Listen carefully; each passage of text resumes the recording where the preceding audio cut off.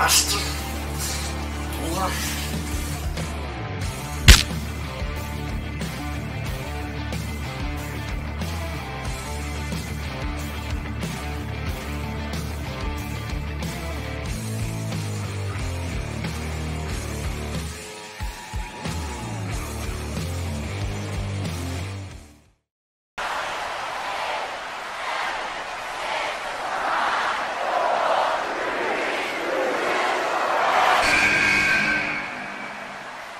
Entre deux chaises de métal avec votre animateur Marco et l'encyclopédie de la lutte au Québec et en Amérique du Nord, TJ Holiday.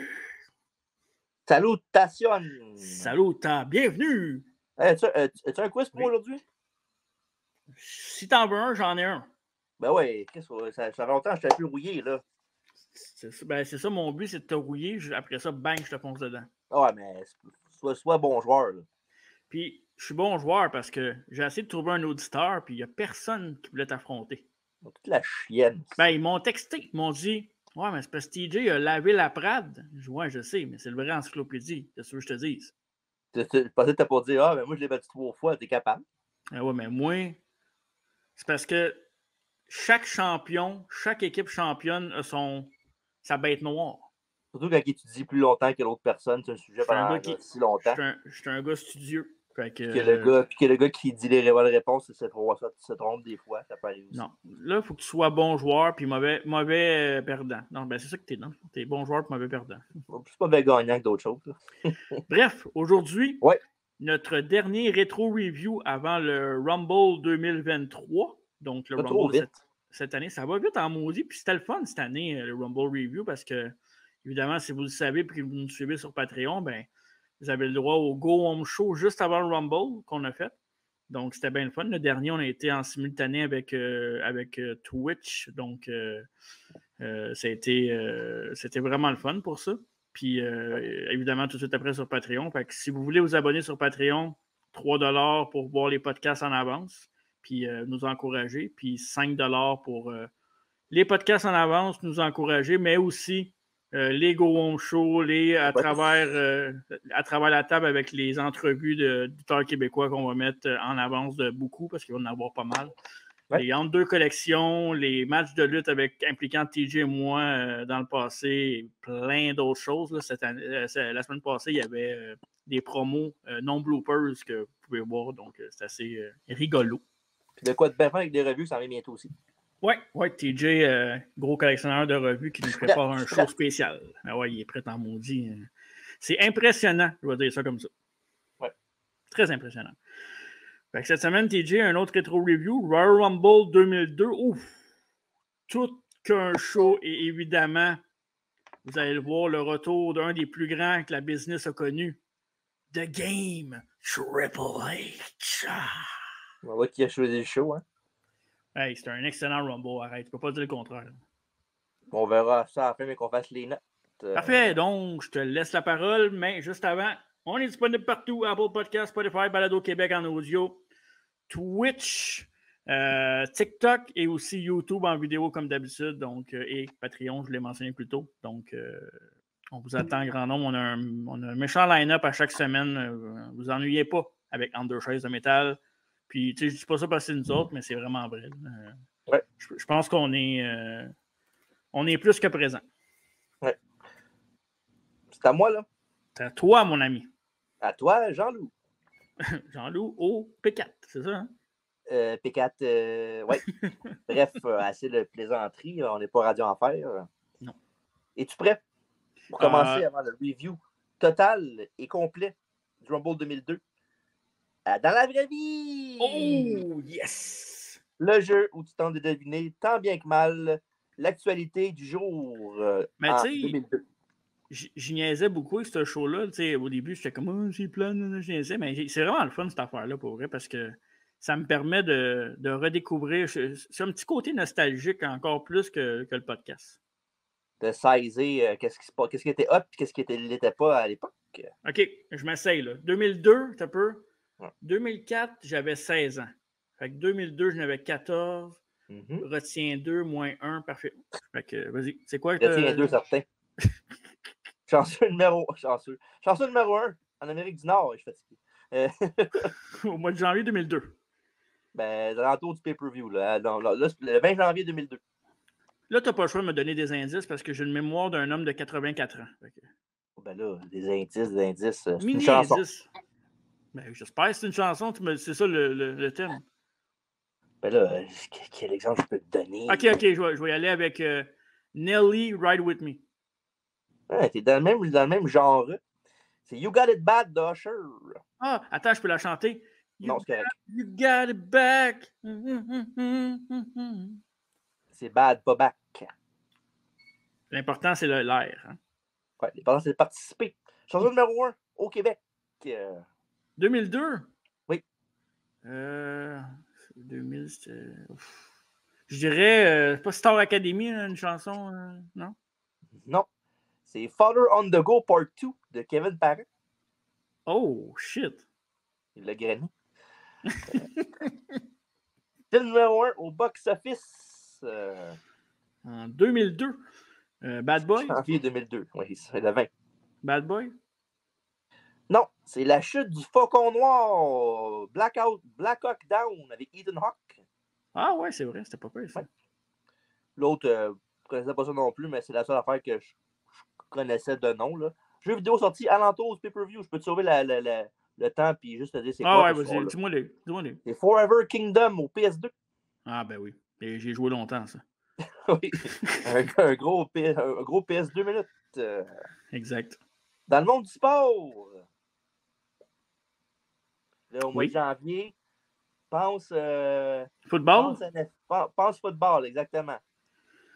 Ouais, 2002, là. Tu veux le Super Bowl, c'est ça que tu veux me parler, là? Non, Super Bowl, c'est au mois de février. Ça, c'est les finales un match de demi-finale de conférence. Bon, ok, là, ça doit sûrement être les Patriots de Tom Brady ont gagné un match, là, c'est ça? Et les Patriots, la Nouvelle-Angleterre, ont battu les Raiders d'Oakland 16-13 en prolongation dans un match de la AFC, de la NFL en série. Les ballons étaient-ils dégonflés, non? C'est le Tuck Rules match. Le Tuck Rules game, pardon. C'est-tu le corps arrière? Hein? C'est-tu Rich Gannon, le corps arrière des Raiders? Oui, c'est ça. Hein? Rich Gannon contre Tom Brady. C'est la game où Brady il avait fait un jeu en fin de match ou en fin de quatrième quart, puis c'était un fumble, mais c'était pas un fumble. En tout cas, je me souviens très bien. Tu sais qu'il y avait ça, le Tuck Rule. Et sous la couverture du WWF Magazine de janvier 2002, sur YouTube, vous allez voir c'est qui. Et je vais vous le dire sur l'audio.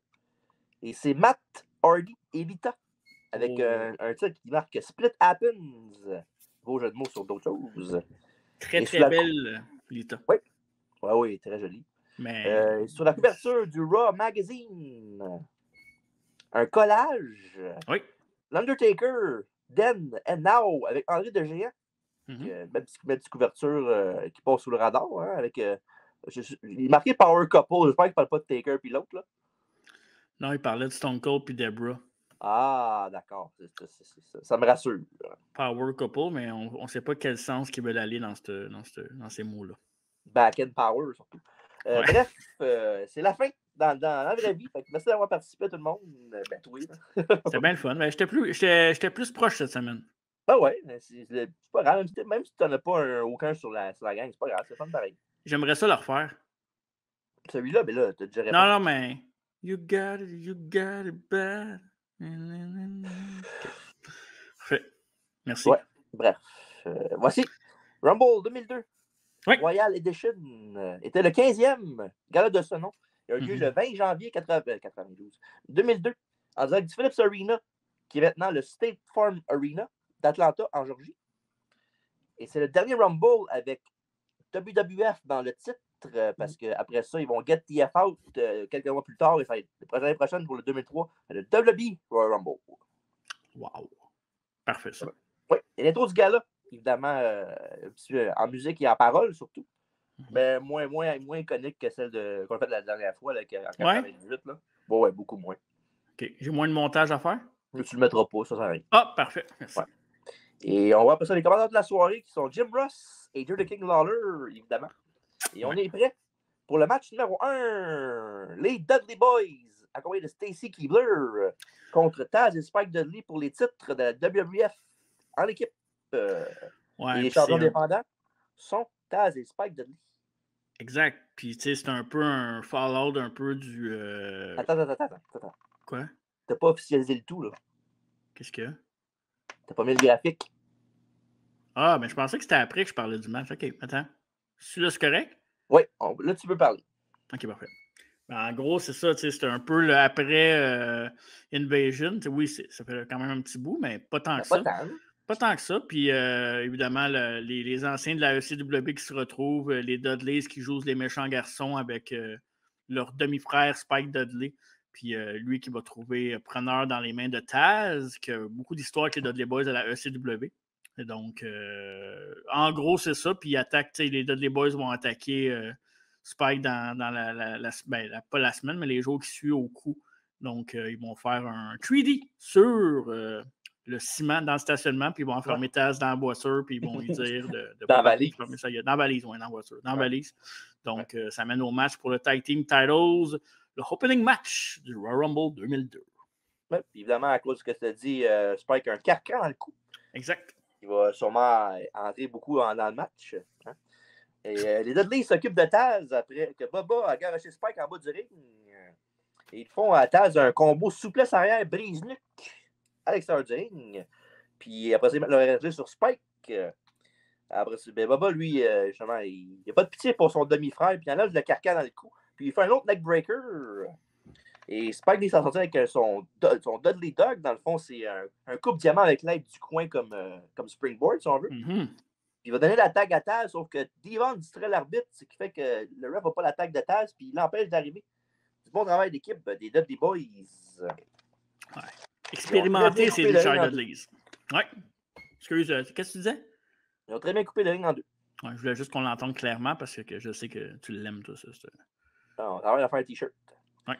Bubba et Devon en prennent avec un flapjack à Spike qui va super haut dans les airs. C'est fou. Et après ça, Devon manque un headbutt de la troisième câble, mais les Dudleys se rentrent dedans avec une line quand Spike se tasse. Des heels niaiseux, on aime toujours ça. Mm-hmm.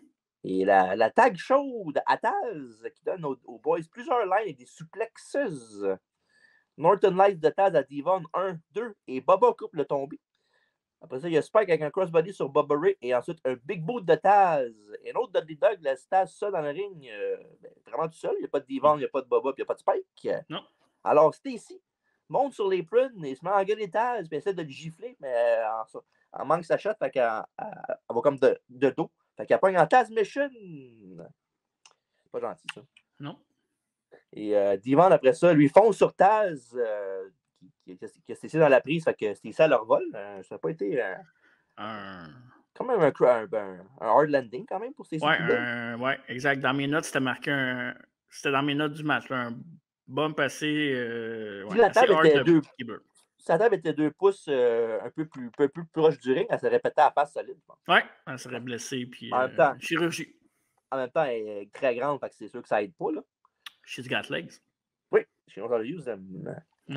Et ensuite de ça, Spike tente le Dudley Dog encore une fois, mais Devon le garoche en bas du ring. Et Devon se fonce sur Taz, qui s'enlève la trajectoire. Puis sur le retour, il fait le Taz Mission, sa soumission se cut à Jimmy. C'est comme ça que Joey Stars l'appelait. Okay. Et Devon n'a pas le choix d'abandonner. Et aussitôt, pour la victoire de Taz Spike Dudley, il est toujours champion par équipe. On a eu 2 classiques. Spike Dudley qui essaie le Dudley Dog qui se fait pitcher en bas, puis Devon qui mange la défaite pour les Dudley Boys. Ouais. Moi, j'ai pas marqué dans mes notes, là, mais au début du match, dans l'entrée, là. Ouais. TC Keibler, elle a un pas plus parce qu'elle se penche, tu sais. Ouais, ben là, en même temps, c'est ça. C'était ça dans le temps, puis ouais, mais arrête. On était parmi de ceux qui popaient, mais à la maison. Ben ouais, c'est sûr. On n'est pas fait en bois, hein. 5 minutes 6, ce match-là, très court. Moi, j'aurais pris un petit peu plus pour un opening match, surtout que c'est 4 gars qui se connaissaient bien. Puis en plus, tu sais, c'est pas des mauvais lutteurs. Puis j'aurais enlevé peut-être un match, mettons, à 2 gars qui sont pas supposés de lutter, là, mettons, le chairman, là, plus tard. Fait que j'aurais enlevé du temps là, puis j'aurais mis du temps, peut-être un 5 minutes de plus dans ce match-là, puis j'aurais été satisfait parce qu'ils ont bien fait avec le temps qu'il y avait, mon cher. Ouais. J'ai marqué bon opener que j'ai très bien aimé. Ouais. C'était short and sweet. Exactement. Ouais. Ouais. Et après ça, on a un footage vidéo de la dernière semaine dans le monde de Edge. Oh! Pour plus de détails avec ça, je pense que t'en as une coupe, hein? Non, j'ai rien, moi. Pourtant, je regarde mes notes. Non. Rien. Ah oui, j'ai quelque chose. C'est que dans le fond, Edge et Regal ont commencé leur rivalité dans le coin de Vengeance. Je pense que c'était le pay-per-view d'avant, Vengeance, je ne me trompe pas. Oui, exact. Pay-per-view d'avant. Donc, ça a commencé que Edge, après ça, s'est moqué de Regal. On sait que Edge et Christian faisaient beaucoup de blagues et de comédie dans le temps. Puis Edge avait gardé ça aussi dans son personnage. Donc, il se moquait beaucoup de Regal. Puis après ça, Regal, évidemment, l'a mal pris. Fait qu'il a commencé à attaquer Edge avec Brass Knuckles quasiment à chaque semaine. Mais Edge a pété le nez. Edge, il a pété le nez avec un execution puis un coup de chaise. Fait que le nez avait le cassé. Il était a bloody nose, comme dirait William Regal. Donc, ça a été back and forth pendant les semaines qui ont suivi avec des interventions de Brass Knuckles et le dernier SmackDown avant le Rumble. Edge est venu fou. Il a attaqué tout le monde, frappé des chaises, frappé Regal avec une chaise qui avait intervenu dans son match contre Test, puis il a même frappé ton préféré Nick Patrick un coup de chaise en pleine poire, puis évidemment, comment il l'a mangé, TJ? Ben là, c'est un coup de chaise, qu'il a juste fait un bras, mais... Ouais, mais il a quand même mis son bras en arrière pour le manger traditionnellement. L'intention qui compte, hein? Parfait, fait qu'on est prêt à y aller. Mais oui, mais avant ça, interview time avec Legend Garcia et Edge, justement. Oui. Edge dit que Regal parle très tough, mais qu'il pourrait avoir une bonne bataille s'il voulait que ce soit de même, mais il veut jouer sale. Mm-hmm. C'est correct lui aussi parce que après, il part, il s'en va d'écran. Il revient avec une chaise qui se fait peur à Lillian Garcia, qui a quand même pissé dans ses culottes. Ah ouais? Puis il dit qu'il n'a pas peur d'utiliser ça comme au dernier SmackDown. Et Regal dit souvent de ne pas gager avec le diable. Mais à soir, Sunshine, le diable se fera brûler. Ah, coudonc, c'était précurseur de la AEW, ça? Ouais, si on veut. Le diable, ouais. Okay. Oh, ouais. Ben, Regal a toujours été appelé le diable. Là. Ouais, c'est vrai. Ouais. T'as raison. Match numéro 2. Ouais. Pour le championnat intercontinental, William Regal défend son titre contre... Non, c'est le contraire. Edge défend son titre contre William Regal. Oui, exact. Et pendant l'entrée de Regal, ben, l'arbitre Nick Evan Patrick chasse en tour du ring pour le point américain de M. Regal. Puis il regarde dans le maillot de William, puis il en trouve une paire. En plus, c'est drôle parce qu'il ouvre vraiment les culottes, puis il faut dans le fond. Puis là, c'est vraiment non, c'est pas. Hey, quand mon gars va naître, là, me regarder dans ses culottes, dans sa couche, parce qu'il s'appelle William. Peut-être qu'il va y avoir un Brass Knuckles en partant. Peut-être. Donc, pas trop souvent avec lui dans tes bras, hein, tu sais jamais. Hey, réveille, peut-être. Wow. Oui, puis Edge en profite après ça pour foncer sur Regal. La cloche sonne, ding, ding, ding. Et Edge tente de recasser le nez de Regal, mais sans succès. Regal prend l'avantage avec un coup d'avant-bras qui met Edge au tapis. Après ça, on a Regal avec une belle souplesse arrière en tenant le bras de Edge pour 3 contre 2. Le classique, là, où il n'en revient pas, puis il l'a peine à tous les fois. Là. Regal avec un très beau Tiger Bomb et un genou sur le bord de la tête qui envoie Edge en bas de l'arène. Mais Edge renverse la vapeur avec un DDT sur la partie la plus dure du ring. T'as pas de commentaire, parfait. Regal coupe un comeback de face. Oui. Moi, je trouve que t'as pas mis assez d'emphase là-dessus. Ben, fallait pas moi. Ça se fait à 2. Il a fait une suplex sur le bord du ring? Non, un DDT. Ah, un DDT sur le bord du ring. Mais ça a dû faire mal parce que c'est la partie la plus dure du ring. Fait que c'est sûr que le stamina a été enlevé, là. C'est sûr. Ouais, la barre est passée de vert à jaune. Oh, tabarouette. Hey.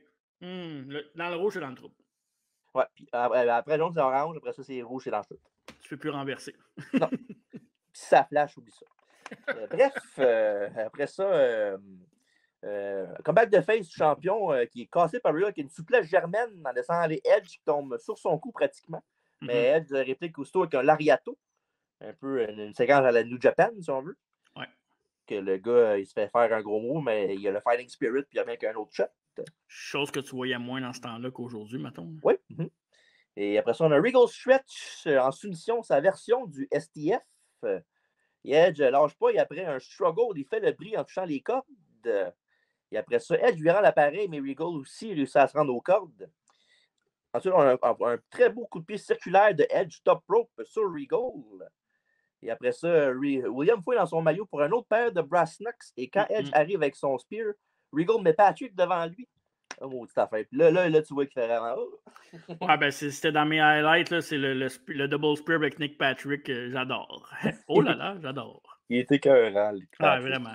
Pour vrai, là, à cause de toi, je commence à le regarder plus parce qu'on fait beaucoup de WCW aussi, puis tu sais, il était là après ça dans la WWE, puis je le regarde. À cette heure, quand il est là, on dirait que je suis fixé sur lui quand je regarde moins le match. Ça fait plaisir. T'es bienvenu. Parfait. Et après ça, Regal, il plaît pas ça un petit peu. Ouais. Puis quand Edge le prend, Regal le frappe avec les brass knucks. Et après un bon 30-40 secondes, il fait le tomber sur Edge. Patrick rentre vers le compte. 1, 2 et 3. Un nouveau champion intercontinental, William Regal. Il est rusé, Regal. Hein? Oui. Écoute, moi j'ai marqué, premièrement, great wrestling match. Peut-être pas leur meilleur, mais Regal, 5 stars, c'est un vétéran, il sait ce qu'il fait. Puis même si le match n'est pas bon, il rend le match intéressant. Edge n'était pas encore à son apogée. Oui, il était très bon, mais il a eu des meilleurs matchs après. Puis je pense que ce match-là aurait été le premier. Ouais. Mais... Moi, j'aurais commencé avec ce match-là, puis j'aurais. Mais en même temps, je comprends. Tu veux commencer peut-être avec une victoire des Babyface pour mettre la foule dedans. Puis, Mais mettons, pour le type de match que j'aime, un wrestling match, puis mettre la foule dedans, j'aurais commencé avec ça. Mais peut-être que la victoire de Regal fait en sorte que tu n'as pas le Babyface que le pin. Fait que, ouais. Un bon match avec un finish qui fait du sens pour continuer la rivalité entre les deux, là, entre ces deux grands gaillards. Exact. Qui vont continuer, évidemment, le mois d'après à No Way Out.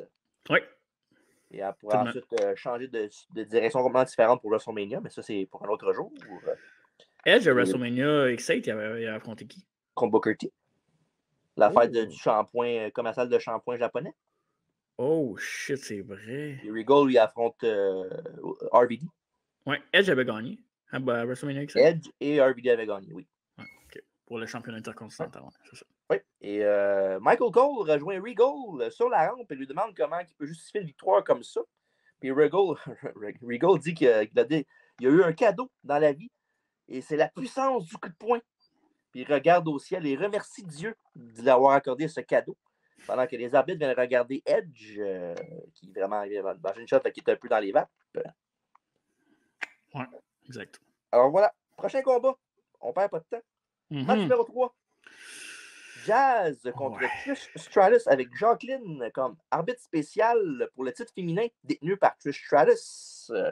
Ouais, on avait parlé aussi dans la biographie de Trish Stratus l'an passé, vers la fin de l'an passé, puis on avait dit que Jazz avait été une des premières bonnes aspirantes à Trish pour peut-être élever le côté lutte de Trish parce que ça n'a pas été facile au début.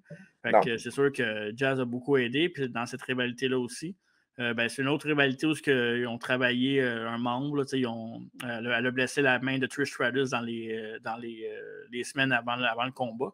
Mais il y a une affaire qu'il fallait que je te demande parce que j'avais aucune idée de ça. C'est pourquoi Jacqueline est arbitre spécial? Jacqueline c'est elle qui avait perdu pour que Jazz soit le number one contender. OK. Puis vu que le GM de Raw, c'était Ric Flair. Oui, exact. Lui, c'était un babyface, fait qu'il voulait avoir Jacqueline pour que ce soit qu'il n'y ait pas de bullshit dans le match, qu'il y ait un ref apte à être physique s'il y avait quelque chose qui se passait. OK. Comme Jacqueline est tough, disons. Ouais, j'avoue qu'elle jouait tout le temps la tough, là. OK. Ouais. Parfait. Elle jouait la tough. Elle était dans la vraie vie. Elle était tough, mais je veux dire, c'était aussi son personnage parce que. Ouais. Anyways, c'était ça. Fait que, OK, parfait. Fait qu'on se dirige vers le match au Royal Rumble. Puis évidemment, elle a la main tapée, Trish, pour vendre l'attaque de SmackDown. Un peu comme Spike auparavant avec son coup. Jazz perd pas de temps. Il s'attaque à Stratus et il lui amène, il enlève son manteau. Il lui fait un beau backdrop. Et après ça, elle fait un big splash pour le compte de 2. Et après une série de comptes de 1 sur un sunset flip pour renverser à tour de rôle, le fameux 1-2 kick-out, 1-2 kick-out. Et Jazz remet Trish au tapis avec une line. Et après ça, Jazz s'attaque un petit peu à la main de Trish, qui est un peu affaiblie. Puis elle n'écoute pas Jacqueline, qui ne se laisse pas intimider. Elle se pousse une entre autres. Et Trish essaie de surprendre Jazz avec un roll-up, mais Jazz s'assoit sur les épaules de Stratus et là, elle a le tombé. Sauf que Jacqueline, évidemment, qui vient de se signer avec et se chamoyer, ben, elle hésite avant de faire le compte. Fait qu'elle se décide 1-2. Et non, Trish dégage. Et Jazz, évidemment, est fâché de la situation. Et après ça, on a Bulldog assisté des câbles de Trish 1-2.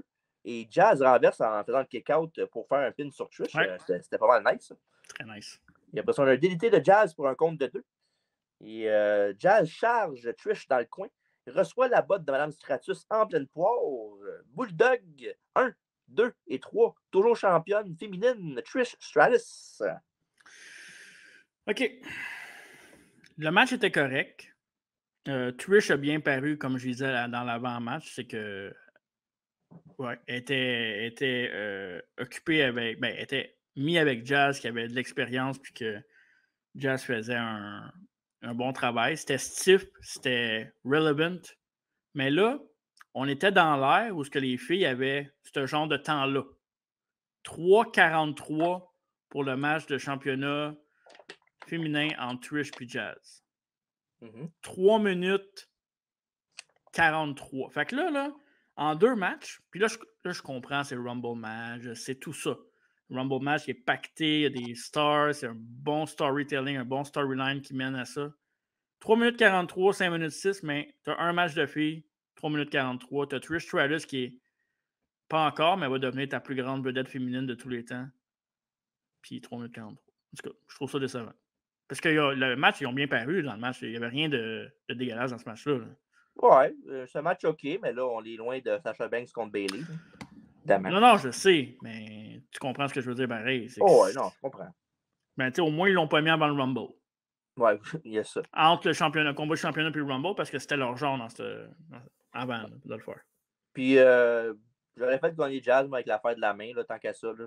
Ouais, c'est ce que tu disais dans notre preview dans le Go Home Show sur Patreon. Hein. Ouais, je sais pas. Bon, en tout cas, en même temps, c'est pas grave. C'est pas comme si c'était la fin du monde, là, mais je sais pas. Tant qu'à ça, j'aurais fait gagner Jazz, mais oh well, c'est pas grave. C'est pas, ouais, c'est ça. Ben, en même temps, en 3 minutes 43, il n'y a personne qui a eu le temps de s'attacher et d'être investi émotionnellement. Là. Non, c'est sûr. Bon. Décevant ce soir. Oui. Ouais, excuse. J'ai juste dit que c'était décevant. C'est pas grave. Ouais, t'as le droit. C'est correct. Plus tôt ce soir, Jonathan Coachman était là pour parler à Ric Flair qui était rentré dans l'aréna avec son garçon Reed, malheureusement décédé aujourd'hui. Ouais. Et sa fille Megan, future Madame Comran Thompson. C'est vrai. Puis Flair lui a présenté ses enfants, puis il a dit qu'il était là pour voir leur père ramener M. McMahon à l'école. Wouh! Et ils ont un petit vidéo recap d'arriver le temps entre Vince McMahon et M. Ric Flair, et il y en a beaucoup à parler. Ben, il y en a quand même pas mal. Ben, évidemment, le 19 novembre, Ric Flair fait son retour à la WWF, parce que, évidemment, comme TJ a dit en début de podcast, ben, le Get the F Out, c'est plus tard. Mais Ric Flair, ça faisait combien de temps à ce moment-là qu'il n'était pas à WWF? Ben, il partait en 93. Il partait en 93, de retour en 2002. Fait que 9 ans. Ouais. Fait que 9 ans après, retour à WWF. 2001, là. Ouais, c'est ça. Acheter les parts de Stephanie et Shane McMahon qui avaient dans la compagnie. Donc, annoncer à Vince McMahon qui était maintenant copropriétaire de la WWE. Attends. Yeah, right. Ouais, c'est ça. Puis après ça, il a dit à Vince McMahon que plus tard, c'est qu'il a regardé tous les contrats de la compagnie, tous les contrats des lutteurs et des lutteuses. Puis dans le contrat de Vince McMahon, non seulement c'était un chairman, mais c'était aussi un lutteur. Donc, à cause que c'est un lutteur, bien évidemment, vous devinez un peu qu'il jouait à chat et chien avec Vince McMahon. C'est que, vu que tu es un lutteur, ben, tu vas lutter, mon cher, au Royal Rumble. Vince McMahon, ben, un Vince McMahon très confiant, ben, pas de problème. Qui c'est qui voudrait m'affronter au Royal Rumble de toute façon? Moi, je vais t'affronter au Royal Rumble. Le pire là-dedans, c'est que, tu sais, McMahon, il dit j'ai accepté ton challenge, il m'a frappé pour rien. Là. Le pire, c'est que là-dedans, c'est qu'il a raison. Là. Ben oui, il a raison. Il a accepté le challenge, il n'avait pas à le frapper. C'était un call for qui le frappe, mais bon. Exact. Puis c'est Ric Flair aussi, là, the risk player in the game. Fait que ça marche un petit peu plus. C'est ça que ça passe un peu. Ouais. Puis la semaine d'après, ben, il annonce à Vince McMahon qu'il non seulement il va l'affronter au Royal Rumble, mais il va l'affronter dans un street fight. Évidemment, tous les matchs de Vince McMahon ou Triple H aussi, il y en avait beaucoup, là, des street fights. La plupart du temps, les street fights étaient faits pour ceux qui étaient pas capables de faire un wrestling match. Triple H, je ne compte pas là-dedans, par contre, là, avant que tu dises quoi que ce soit. Puis évidemment, un moment marquant de cette storyline-là, c'est quand que Vince McMahon arrive avec la boîte cadeau dans le ring, puis qu'il commence à habiter Ric Flair avec la perruque, puis le bateau. Puis il y avait un œil au beurre noir, c'est à cause du punch de Flair, je pense, hein, c'est ça? C'est à cause de ça? Il l'avait pas eu au menton, me semble. Il l'avait pas mis au menton? Ok, ça devait être sûrement à cause de un de ses problèmes backstage avec quelqu'un d'autre. Donc, c'est ça que je veux dire. Ouais. Puis en plus, dans cette storyline-là, ce qui est plate, c'est que il a dit la fameuse phrase qui est un peu dommage avec tout ce qui se passe aujourd'hui, c'est que moi, mon plaisir dans la vie, c'est de faire chier tout le monde puis de faire perdre la job au monde. Détruire des vies. Détruire des vies, exactement. Donc, ça mène à un Street Fight match au Royal Rumble entre Ric Flair et Vince McMahon, qui après ça, après chaque semaine, vu qu'il était co-owner, c'est ça. Il faisait des cheap shots, il bookait des matchs en leur faveur pour leur bien personnel. Un petit coup de pipe aussi, hein? Oui, un lead pipe. Ouais, qu'on va revoir dans le match. Oui, qui a busté open Ric Flair. Oh, shocking. Match numéro 4.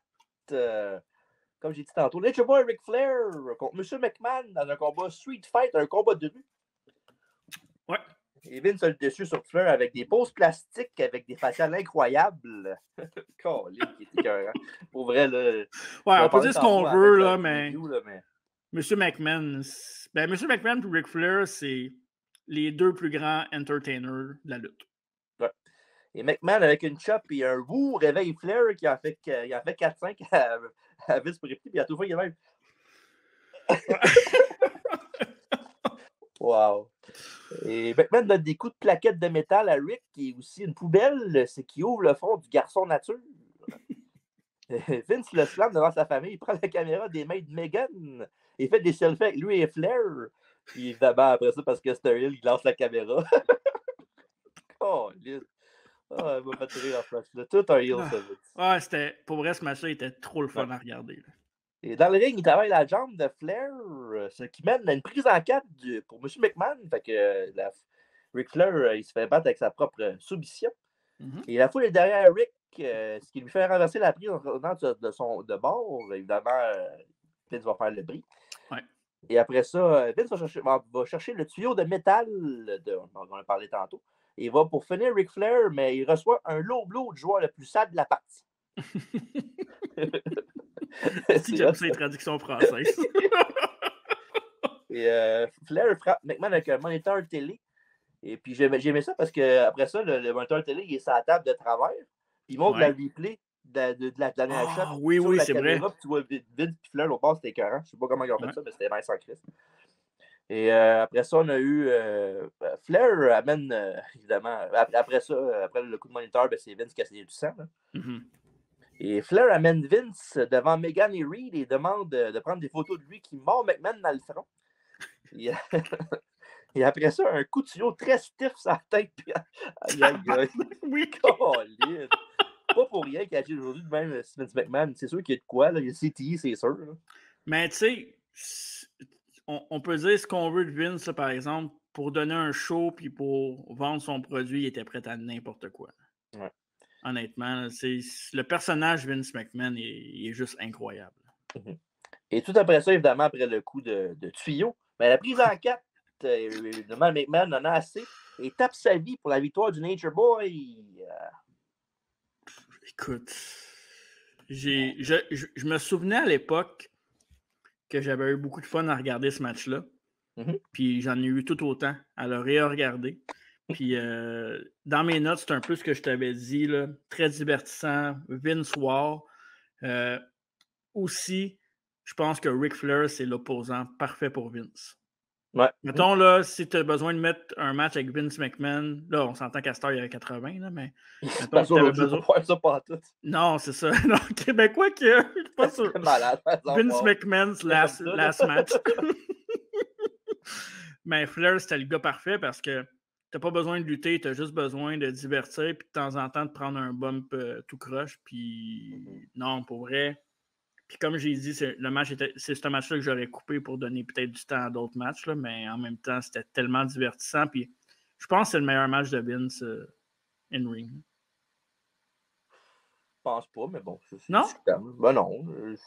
Son match contre Sean était excellent, là, quand WrestleMania. Le match contre Hogan était excellent aussi. Là. Je sais pas. Ce serait intéressant d'aller voir ça maintenant. Ouais, on fera ça. Il ne fera pas un hommage tout de suite, mais on fera ça maintenant. Le mot hommage est un peu fort. Là. Ouais, exact, t'as raison. J'ai adoré cette bataille-là, pour vrai. Comme je dit tantôt, on dira ce qu'on voudra de M. McMahon, l'homme, là, mais l'entertainer, là, il est fort en crise. Puis ses faciales qu'il fait sont tellement drôles. Là.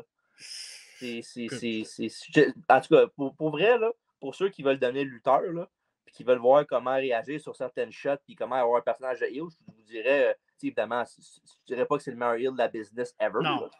Mais il est facilement dans le top 10, à mon avis. Là. Oui, ben tu sais, Vince, là, en plus, quand mettons, là, il se fait annoncer une mauvaise nouvelle ou un affaire qui ne fait pas son affaire, puis tu sais, quand il avale sa salive, puis la grosse boule est comme. Avec ses yeux, c'était écœurant.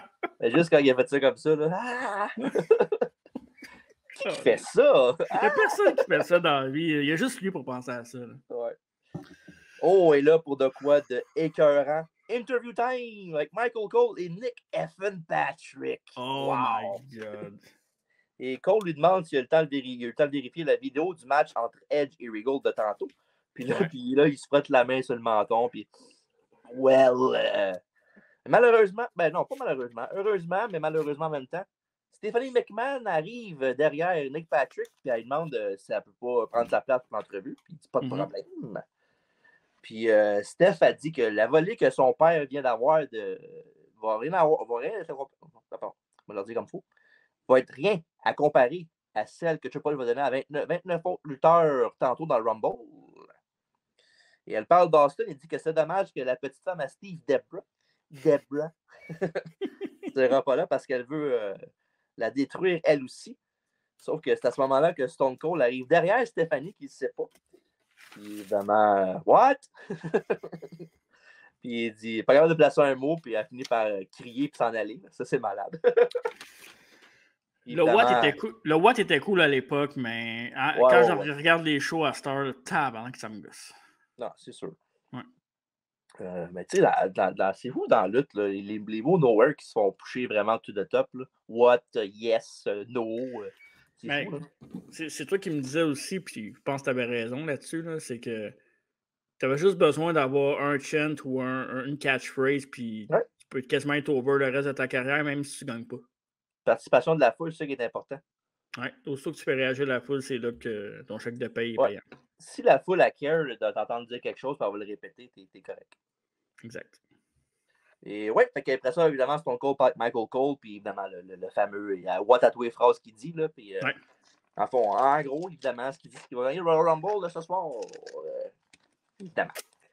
Et là, on est rendu au match numéro 5 pour le championnat Undisputed de la WWF, The Rock contre le champion Chris Jericho. Et Jericho, donc, il n'était pas content des dernières semaines à la WWF. Ben non, parce que, évidemment, puis on entend encore parler aujourd'hui, Chris Jericho a fait l'impossible en battant dans la même soirée The Rock et Stone Cold Steve Austin pour devenir champion de la WWF et champion de la WCW, donc pour être Undisputed Champion, pour combiner les deux, comme un Ribletti. Getty. Getty, je me trompe tout le temps.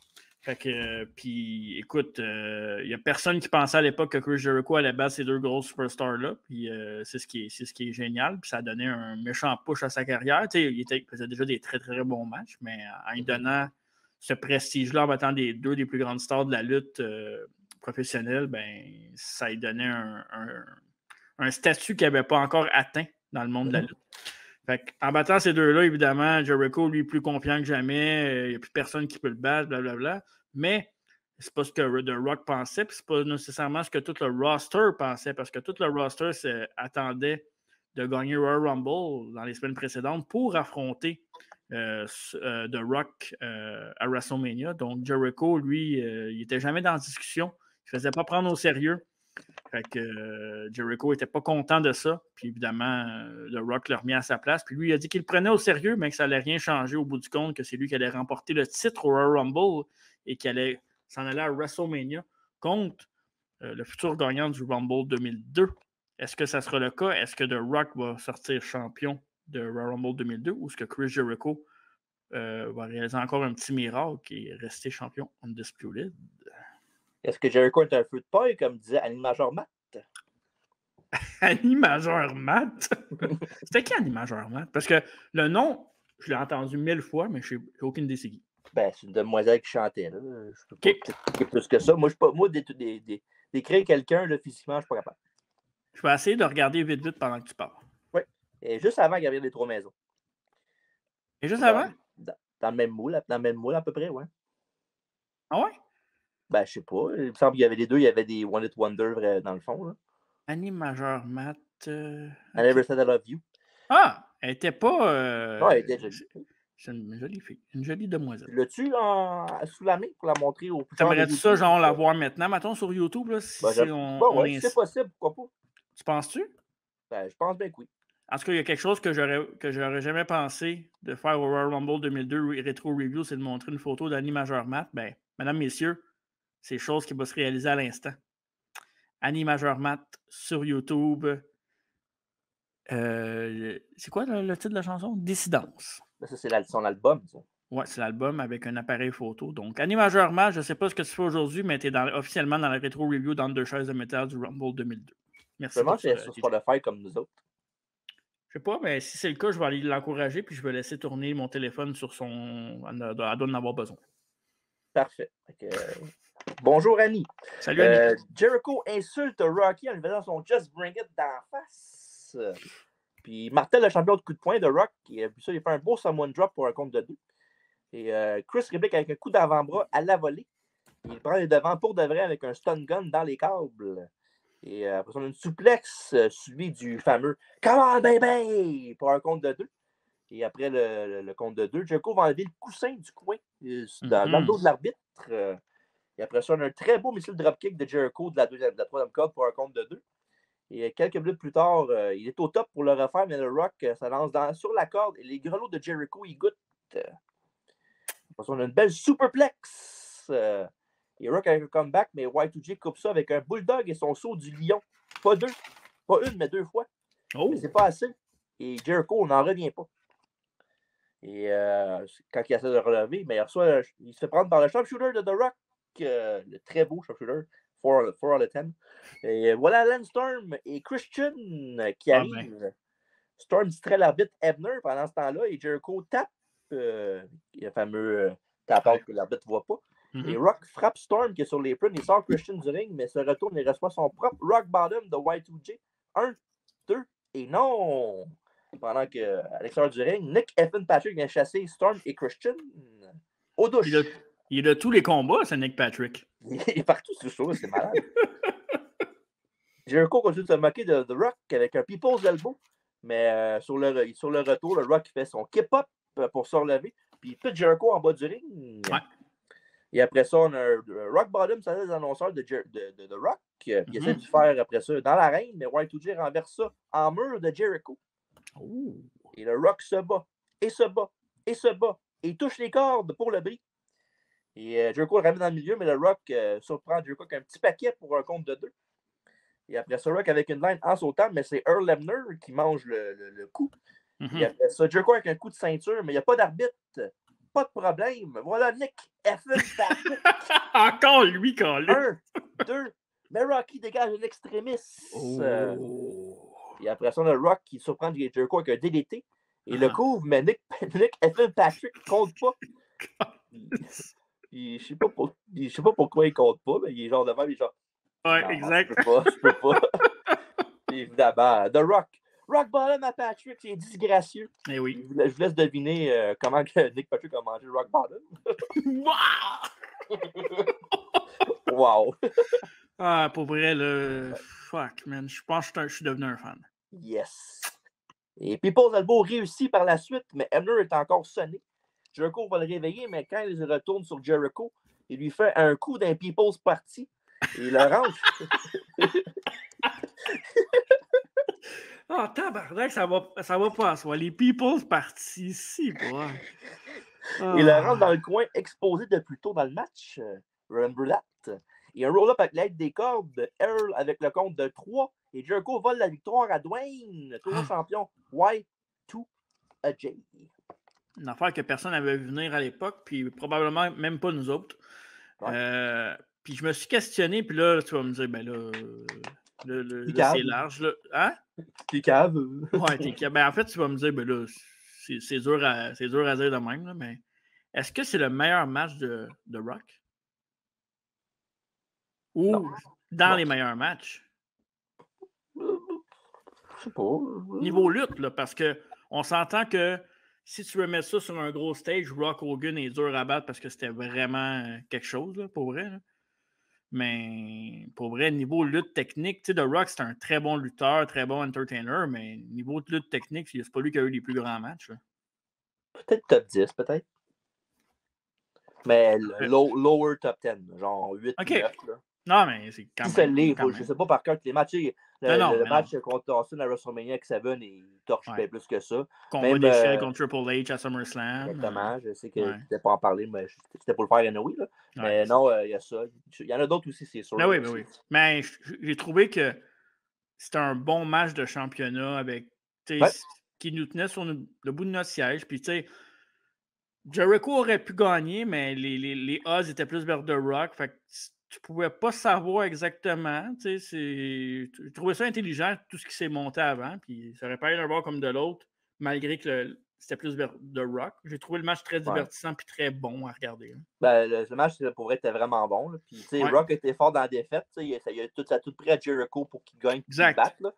Puis, c'est la bonne performance de heel de Jericho. Puis, dans le fond, c'est une belle performance des deux tout court, là, parce que ce match-là, from bottom to top, était vraiment bon. Oui, va être probablement dans les matchs of the night ou si c'est pas le premier, il va être pas loin. Il ne faut pas vendre des punches tout de suite, hein? Mais non, mais je te dis ça parce qu'on n'a pas parlé d'aucun autre match. Il y a juste 5 matchs. Oui, il y a juste 5 matchs, puis on n'a pas parlé d'autres matchs comme ça avant, à part celui-là. Oui, c'est ça. Très bon match. Oui. Et on va à WWF New York. Yes! Shawn Michaels est là. Bien en Monsieur Texas. Il dit que de voir les deux personnes les plus importantes de sa carrière se battre un contre l'autre était du bonbon pour lui. Et comme prédiction pour le Rumble match, il ne gage pas contre le Texas. Fait qu'il prend pour ses compatriotes soit l'Undertaker ou Stone Cold Steve Austin. Il va dire son chum Triple H. Hein? Wow. Anyways. Surprenant. Et après ça, on a un vidéo package sur le Rumble sur une tune doublée qui n'est pas le vrai thème du pay-per-view, qui était cocky de Kid Rock. Dommage. Ouais, c'était vrai. Le pire, c'est que le vrai vidéo était vraiment bon. Ben oui. Puis, on l'a vu sur Twitch et sur Patreon. Il est dans le SmackDown qu'on a écouté. Ouais. Puis tu te souviens, là, quand, avec le What d'Austin, quand ça disait c'est la cocky, et là, c'est what? C'est où? Ouais. Exact. Oui, et puis évidemment, après le vidéo package, on est prêt pour le Rumble match, mais y a-t-il quelque chose de spécial qui est arrivé dans le lead-up du Royal Rumble ou un retour, je sais pas? Écoute, le Royal Rumble match n'a pas besoin de présentation, n'a pas besoin de build-up en tant que tel parce que c'est toujours le moment le plus excitant de l'année. Puis comme tu l'as si bien dit dans d'autres podcasts, c'est que même quand c'est pas bon, c'est le fun. Exact. Évidemment, mais le 7 janvier 2002, dans la nouvelle année, à New York, au Madison Square Garden, un des plus grands, si ce n'est pas le plus grand retour de la lutte professionnelle, Triple H a fait son retour après 8 mois d'absence, après avoir déchiré le quad dans un tag team match en compagnie de Stone Cold Steve Austin contre Chris Benoit et Chris Jericho pour les ceintures par équipe. Pardon? Juste 8 mois? 8 mois. Ouais, juste 8 mois finalement. Dans le fond, la longueur d'un de ces matchs à WrestleMania, dans le fond. Ça m'a paru une éternité, puis je me souviens, j'étais jeune à ce moment-là, puis à ce moment-là, c'était pas certain. La blessure était grave, puis honnêtement, à ce moment-là, je pensais vraiment qu'elle allait plus relutter. Puis, OK, j'étais peut-être un peu naïf, là, mais ça m'avait fait vraiment beaucoup de peine. Donc, Triple H revient au Madison Square Garden avec un pop immense. Le plafond, depuis ce temps-là, ils ont été obligés de faire des rénovations dans les dernières années parce que ça avait sauté. Tu n'as pas mentionné les vidéos, le Beautiful Day, par exemple, avant. Oui, le beau vidéo Beautiful Day. Les vignettes de Triple H qui étaient de retour, qui annonçait son retour au Madison Square Garden. Puis, ouais, c'est ça, il rebuild au complet son genou. Un peu, je vais faire une parenthèse avec Cody Rhodes aujourd'hui. Hein, Cody Rhodes, il disait que Triple H était son idole. Ben, il a fait des vignettes pour le Rumble match. La seule différence, c'est que Triple H est revenu comme 2 semaines avant. Ben, tu pensais que tu parlais de Seth Rollins? Ouais, mais il y avait Seth Rollins, mais moi, je trouve que c'est plus comparable avec Cody Rhodes parce que lui, c'est son idole, il revient au Rumble, puis quasiment 90% des chances qu'il gagne le Rumble aussi. Là, mais puis Triple H, on pensait tous qu'il allait gagner le Rumble à ce moment-là, puis c'était bien correct. Puis Cody Rhodes, ben, c'est la même chose. On pense tous qu'il va gagner, puis c'est bien correct aussi. Parce que c'est l'histoire qui s'écrit tout seul. Ben, c'est ça. Fait que Triple H qui revient. Kurt Angle, qui, évidemment, son rival de toujours avec Stephanie McMahon, une des plus belles histoires racontées aussi. Là. Moi, j'ai toujours trouvé que cette histoire-là était brillante. Qui vient l'interrompre, puis que lui aussi, il se déclare qu'il va rentrer dans le Royal Rumble, tout comme Triple H l'a fait avant lui. Puis après ça, ben, t'as Undertaker qui s'est pointé. Après ça, il y a un Big Four. Hein? Ouais, il y a un Big Four. Big Show était plus le 5e à part. Là. Ouais. Puis t'avais Austin qui était, évidemment, il avait gagné l'année d'avant. Il avait gagné 3 Rumble en 4 ans, je pense. Ben, en 5 ans. 3 Rumble en 5 ans. Puis il y a le record. Puis il avait la chance de gagner un 4e parce qu'il était dans la discussion cette année aussi. Fait que Taker, Austin, Angle, Triple H, Kane, qui avait le record des éliminés en 2001. Une des plus belles performances du Rumble ever. Puis Big Show qui était quand même... Il reste toujours un gars de 500 livres, 7 pieds. Là, fait que 7 pieds 4. Fait que c'est toujours impressionnant. Fait que tout ça nous a menés au Royal Rumble 2002. Gros hype parce qu'il y a des retours aussi qui avaient été annoncés en vignette. Hein, si je ne me trompe pas, c'est ça? Oui, les 4 gros retours. Là. Ouais. Les 4 gros retours. Mr. Perfect, Goldust, Godfather et... Val Venis. Val Venis. J'oublie tout le temps Val Venis. Pourtant, il est quand même cool. Oui, pour vrai. Ouais. Puis, puis aussi, il y avait aussi les wildcards, là, la Booker T puis RVD, là, qu'on ne savait pas. Les gars de WCW. On savait qu'ils ne gagneraient pas, là, c'est pas ça que je veux dire, mais dans le sens qu'ils étaient dans la conversation quand même. Ben, tu sais, Booker T, c'était la top star d'Invasion, puis RVD, c'était la top star de CW. Ben, les 2 plus grosses stars d'Invasion, dans le fond, back-à-back. Là. Exact, ouais, c'est ça. Fait qu'on officialise le tout. Match numéro 6, le Royal Rumble match. Oh yes! Présenté par Final Fantasy X. Excellent jeu. Oui. Et le numéro 1 est Rikishi. Déjà? Qui était 30e l'année passée, en 2001. Et le numéro 2 est un des 4 retours pour ce soir, Goldust. Et Goldust est proche d'être sorti avant l'entrée du prochain gaillard. Ben, pas une, mais 2 fois. Et le numéro 3, toujours là en 2002, le Big Boss Man. Ici, là, ouais. Ouais. Comme on l'avait dit au Patreon, là, il commence à être un peu long in the tooth. Ouais. Bon, il a mangé une bâtonne de trop. Ouais, c'est ça. Un nightstick. Et il fait flipper Rikishi avec une line, évidemment, le Rikishi Bump de Rikishi. Classique. Et Goldust se tourne sur Bossman après que les deux essaient d'éliminer Rikishi en équipe, mais ça n'a pas marché. Ouais. Et le numéro 4 est Bradshaw des APA. Et Rikishi fait le Sting Face au Bossman, pauvre lui, puis il l'élimine tout de suite après. Et après ça, on a un Someone Drop sur Bradshaw de Rikishi. Et le numéro 5 est Lance Storm, l'excellent lutteur canadien. Ouais, il est. Ben, arrête donc. Il reçoit un stun gun de son futur partenaire Goldust. Ah, c'est vrai, arc. Pauvre Goldust. Arrête donc, là. Qu'est-ce que t'as contre Lance Storm? Il est correct, là. Hey, arrête. Sois franc, là. Même en 2002, je disais la même chose. J'ai toujours haï Lance Storm. Qu'est-ce que tu disais de Lance Storm en 2002, moi, moi, je me souviens. Qu'est-ce que tu disais en 2002? Moi? Je me souviens de ce que toi, tu disais en 2002. Ouais, qu'est-ce que tu disais en 2002? Ah, je suis content que Triple H revienne. C'est un des meilleurs de la business. Tu vas mal citer, comme d'habitude. OK. Et, numéro 6, le coach de Tough Enough, Al Snow. Oh. Et Clothesline from Hell sur Storm de Bradshaw. Et tout de suite après, numéro 7, Scissor Me, Daddy Ass, The One, Billy Gunn. Et Snow et Storm se retrouvent sur le bord du ring. C'est quoi le bord du ring déjà? La partie la plus dure du ring, mon cher TJ. Oui. Et Snow attrape le pied de Storm, il l'élimine après un super kick. Bye bye Lance. Tant mieux, le Royal Rumble est déjà plus beau. Oh, arrête ton tabarnak. Tu tues ton chien, quoi?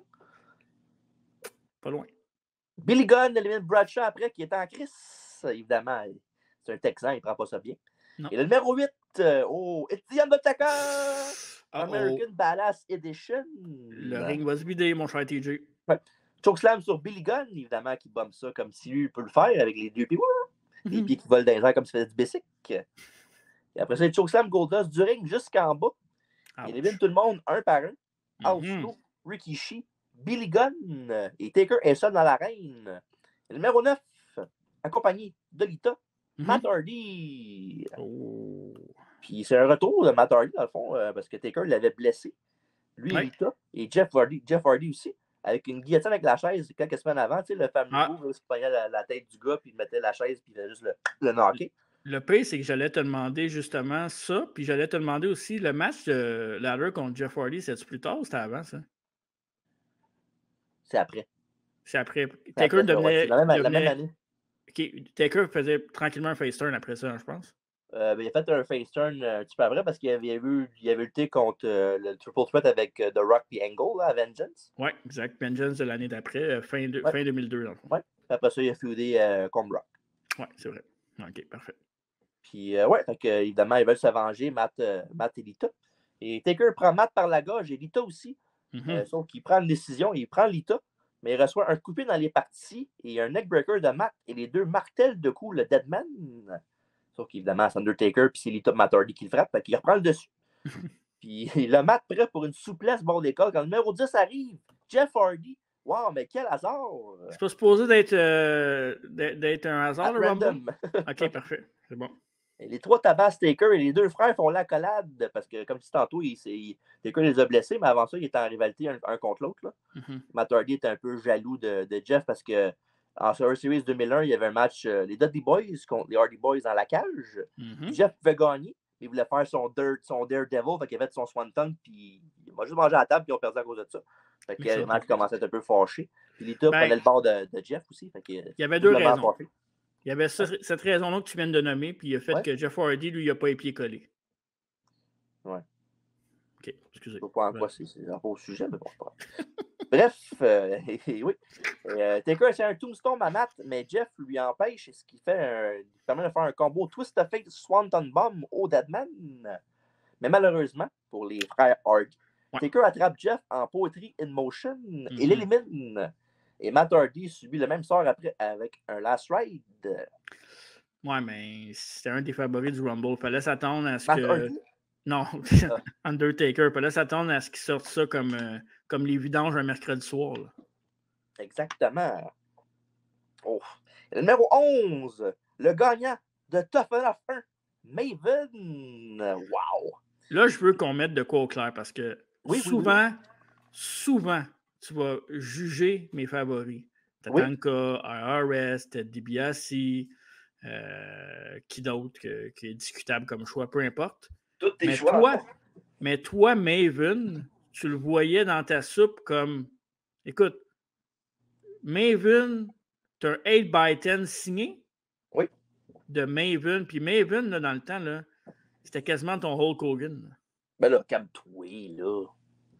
T'exagères pas mal là, pour le podcast. J'exagère, mais Maven, tu le voyais dans ta soupe. Puis, j'aimais ça, les Underdogs, c'est ce que je te dis. Après ce show-là, tu vas le voir plus dans le popcorn que dans la soupe, là, mais... il était écœurant quand il était avec Sam Indy dans l'équipe. Bref, je te laisse continuer ton review. Oui. Puis malheureusement pour lui, il reçoit un big bull direct en arrivant. Puis Taker veut le sortir, mais Lita bloque le chemin. Puis il n'a pas les face pour la sortir. Puis les Hardy Boys aussi remontent pour frapper Taker, mais il s'en débarrasse encore. Oui. Sauf que. Maven, dropkick Taker et l'élément du Royal Rumble match. Et le pop de fou. Incroyable. Puis, avant que tu continues, là, j'ai été récemment à Sim. Soyez-y, mesdames, messieurs, le podcast de Marc Blondin, pour dire mon meilleur moment de Rumble préféré. Puis j'ai passé proche de dire celle-là. Pas vrai, là, mais j'y ai pensé. Voyez-vous comment il n'y a pas de cœur? Moi, j'aurais jamais fait ça. J'aurais jamais été à Sim sans lui, premièrement. Ah, c'est eu, là. Quoi? Non, mais ce que je voulais dire, là, c'est que moi, je vais vous parler des vraies affaires parce que je ne suis pas ici de parler des podcasts des autres. Là. D'ailleurs, il n'y a pas juste nous autres qui est excellent. Les antipodes de la lutte aussi, avec Pat Laprade et Kevin Raphaël. Mais sinon, ouais, c'est ça. Cette élimination-là, c'est la plus grosse surprise ever du Rumble, je pense. Là, tu pourras me le dire parce que tu as une meilleure mémoire et que tu as vraiment une meilleure mémoire, mais pour vrai, c'est l'affaire la plus shocking qu'on a vu au Rumble. Là. Vite de même, je pourrais pas te dire. Là. Parce que 1, c'est Taker, 2, c'est un Fabory, puis 3, c'est fucking Maven. À part toi, il n'y a personne qui était hype là-dessus. Là. Ben là, peut-être pas là parce qu'il venait de commencer. Là. Mais je me souviens, on l'a regardé ensemble, ce Rumble-là, en 2002. Oui, dans ce temps-là, on regardait quasiment tous les pay-per-views ensemble. Là. Ben, encore, quand même aujourd'hui aussi, mais je veux dire, je me souviens que tu étais calissement content. Ben, tu étais le seul à être content. C'est ça, je me souviens. Puis, écoute, bref, jamais j'aurais pensé que Maven aurait une Undertaker. Puis, encore à ce jour, je pense à la plus grosse élimination ever. Oui, c'est possible. Regarde, c'est quoi? C'est 30-35 ans le Rumble, donc il faut y penser. Là. Ouais. Mais ça se peut, très possible. Et après ça, Taker le prend plutôt bien, par contre. Il rentre dans la règle, il détruit Maven.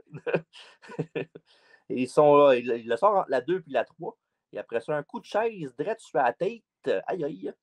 Puis Taker pose même un caméraman, puis on garde la vue du caméraman qui tombe à terre. C'est vraiment c'est hot quand même. Je t'arrête 2 secondes, parenthèse. Oui, parenthèse, oui. Parce que j'ai marqué ça dans mes notes pour le Rumble, vu que le Rumble, c'est un long match. Oui, en effet. Le plus long Maven Oui, Maven n'a jamais... Ouais. Maven n'a jamais été éliminé du match. À un moment donné, il faudrait faire tous ceux qui n'ont jamais été éliminés d'un Royal Rumble match. Faire les gagnants, puis le WrestleMania, Road to WrestleMania, avec ça, je pense que ça serait intéressant parce qu'il y a une couple de belles affaires. Là. Ben, il y en a 3 que je sais par cœur. Ouais, mais en fouillant, on peut en trouver d'autres, c'est sûr. Maven. Ouais. Curtis Axel. Ouais, il y a eu une gimmick avec ça. Axelmania, c'est là que ça a commencé. Exact. Puis Spike Dudley aussi, une année, il n'a pas fait le Rumble. Ça banderait l'étiquette, ça? Tellement. Un petit bon triple threat. Exact. Oui, et après ça, le numéro 12, Scotty Hotty. Oh, excuse, j'étais encore sur... Excuse, j'étais encore sur mon image. Parfait. C'est drôle parce que quand il fait son entrée, ben, il montre Taker qui regarde l'entrée de même. Qu'est-ce qui se passe? Puis quand le Scotty Hotty, il danse, il regarde pas ce qu'il fait, il danse. Il se retourne, puis il mange une shot de Taker. il retourne voir Maven, c'est malade. Wow. Et, évidemment, après le coup de chaise, dans le fond, c'est pour ça vraiment qu'il a été frappé Scotty Hotty, le temps qu'on peut se faire chaud. Ouais. Puis, ouais, fait que Taker, il fait sa fête, puis il l'amène dans les estrades.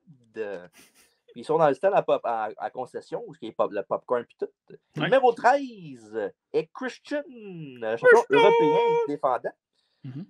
Et pendant son entrée avec sa tune magnifique, Taker rentre Maven dans la tête première dans la machine à popcorn et casse la vitre.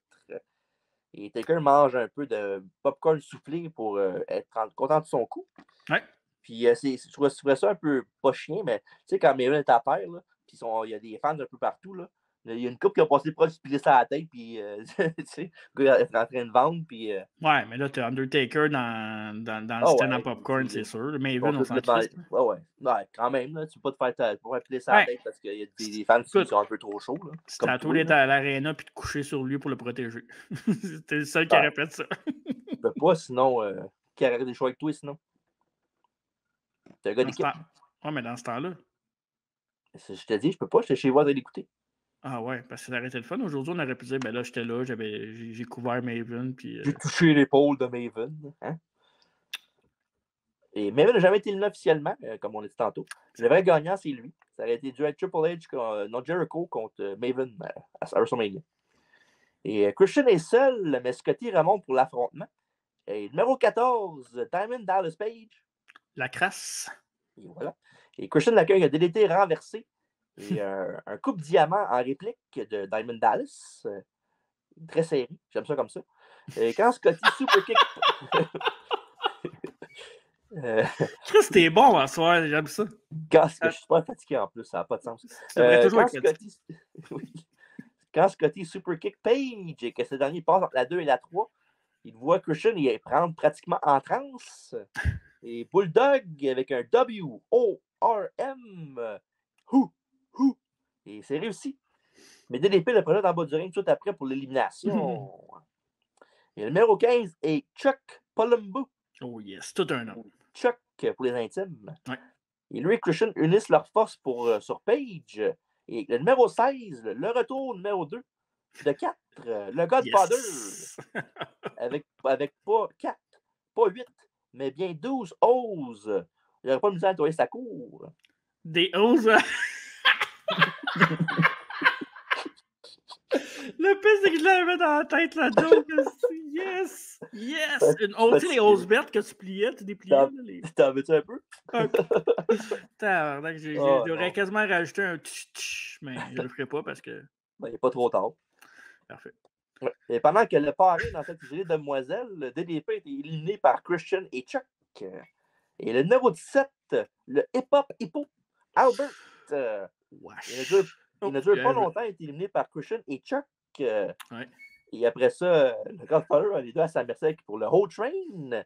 Mais cet autre, ils sortent le parrain avec une double ligne. Fait que l'alliance fonctionne entre les deux. Et numéro 18, Perry Saturn. Mampé. Oui. Numéro 19. Parce que oui, c'est ça. Numéro 19. Ouais. Stone Cold Steve Austin. Un autre favori du Rumble. What? Ça va barder. What? Ah, l'espoir, là. OK. Il sort Christian, Stunner à Saturn. Bye bye, Chucky Palumbo. Et même chose pour Perry. Même que Austin élimine tout le monde tellement trop vite que le temps de les ramener dans le ring et les éliminer encore. Ouais, c'est malade. Deuxième fois. Tu vois Christian, là, non, j'en veux plus. Puis le pire là-dedans, c'est Christian et Austin, c'était des grands chums aussi backstage. Là. Pour vrai? Oui, mais c'est. Tu as entendu l'histoire du What? Non, vas-y, j'écoute. C'est commencé entre Christian et Austin. Parce que Christian avait appelé. Austin avait appelé Christian sur son téléphone, mais il n'a pas répondu. Fait qu'il a laissé un message, puis il n'arrêtait pas de dire What. Ah, oui, peut-être. Le What Chant, ouais. Ah, cool quand même. Mais c'est un drôle de match-up parce que tu n'aurais jamais pensé que les deux étaient chums. Non? Ben, tu sais. Ouais. C'est fraternité. Ben ouais, on sait jamais. Des fois, tu peux faire des amis avec des personnes que tu n'aurais jamais pensé. C'est vrai. Ouais. Et oui, après ça, évidemment, Stunner pour Christian, Stunner pour Palumbo. Et voici le numéro 20. Bonjour, mesdames. Darley, c'est de retour. Wow. Hey, vous jouez un mauvais tour. Quand je regarde Warvinitz avec sa serviette sur YouTube, là, oui. Ça me rappelle une certaine soirée qu'on avait une certaine soirée de tempête de neige qu'on s'est vu en serviette. 80$ pour se promener en serviette. Et pour vrai, quand il a enlevé sa serviette, Callis, il est en shape, hein? Ouais. C'était fou, là. J'ai fait ça du tabarnane. Wow, pour vrai, je suis surpris qu'il n'ait rien fait après ça, parce que, ben, pas qu'il n'ait rien fait, là, mais il n'a pas été. Il n'a pas été up the cart, là, mais il avait toujours le physique de l'emploi, vers Venus, jusqu'à temps qu'il se laisse un petit peu aller vers la fin, mais bon.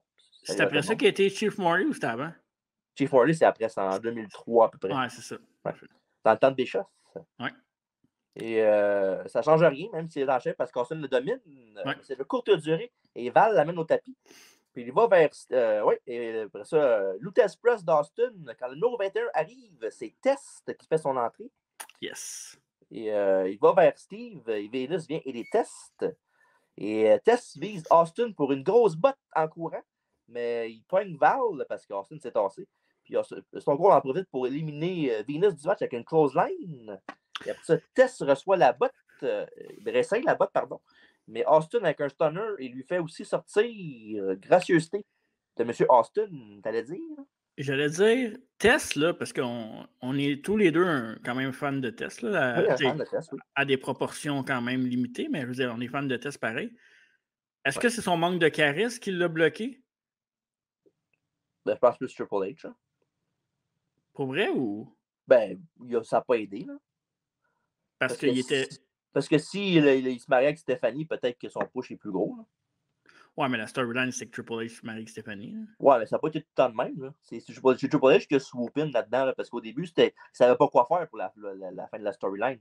C'est Triple H qui est arrivé, qui a parlé à Vince, qui a dit peut-être faire ça, ça serait cool. Parce que, tu sais, the plan, hein? The plan. Parlant du... quoi faire, toi? Yes! Ici, j'ai. Parlant du plan, c'est qui le prochain?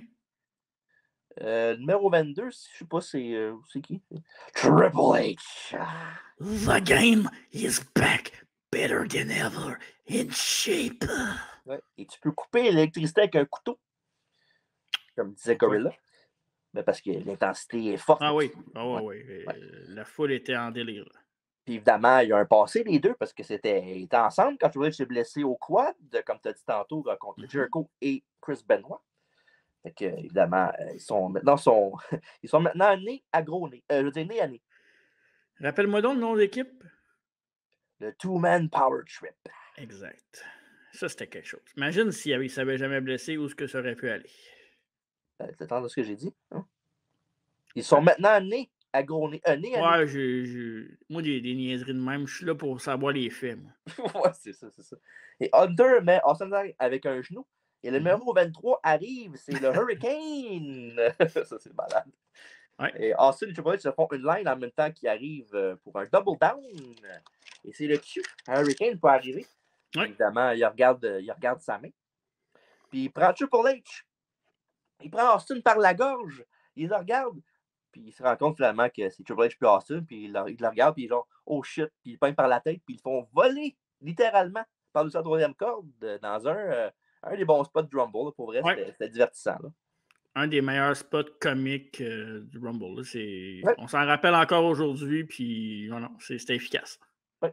Et après ça, Austin, après qu'il a éliminé Hurricane, ils font un petit ballon entre les deux. Puis Austin, il va d'un Spinebuster sur Triple H. Puis le Spinebuster d'Austin, c'est qu'il fait quasiment comme Booker T. Ouais, comme Booker T, mais il y a un move là, spécialement qui faisait comme un peu Drew fait des fois là, avec le. Ah, Alabama Slam un peu. Là, ouais. Ça ressemble un peu à ça aussi. Là. Mm-hmm. Et après ça, on a le numéro 24 des APA, Farouk. Yes. Oui, on l'aime bien, Farouk. Yeah. Il les domine, oui, c'est ça. Il les domine quelques secondes, mais Stone Cold le stun et Triple H le sort de la reine. Ouais. Et numéro 25, le 4e de 4 retours annoncés, wow. Monsieur Parfait.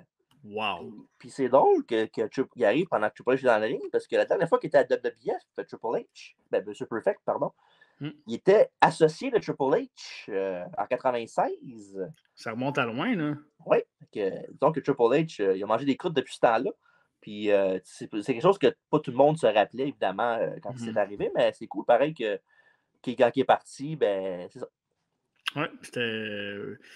Moi, à ce moment-là, je m'en souvenais pas, mais évidemment, à cette heure, je le savais un peu plus. Là, mais puis en plus, il est arrivé 25e, puis sans voler de punch, là, il y a quand même une belle performance jusqu'à la fin du Rumble. Oui. Puis je sais pas si tout le monde qui a fait des retours, les 4 retours, il y avait tous des contrats garantis après. Là. Mais je suis sûr que si Perfect n'avait pas, c'est ça qui a fait qu'il y en a eu un. Parce que c'était très bon. Oui. Et Steve et Hunter essayent de sortir Perfect, mais ça ne marche pas. Et voilà, le numéro 26, Kurt Angle. Et You Suck scande la foule d'Atlanta. Et Angle souplesse Hunter verticalement.